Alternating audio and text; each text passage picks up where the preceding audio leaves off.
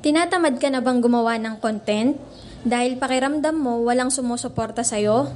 Yung mga kaibigan mo, kamag-anak, or kakilala na akala mong magla-like sa mga post mo hindi pinapansin yung mga video na ina-upload mo?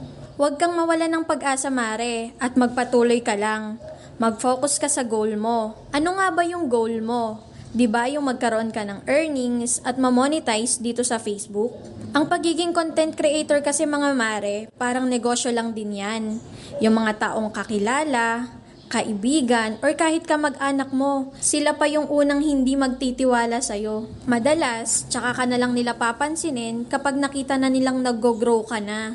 Kaya naman imbis na panghinaan ka dyan, gawin mo itong inspirasyon para mas makagawa ka pa ng magagandang reels at para makakuha ka ng madami pang viewers at followers. Tingnan mo balang araw, magugulat ka na lang dahil yung mga taong hindi sumuporta sa'yo at hindi naniwala sa'yo, ngayon pinagmamalaki ka na dahil sikat ka na. Kaya laban lang!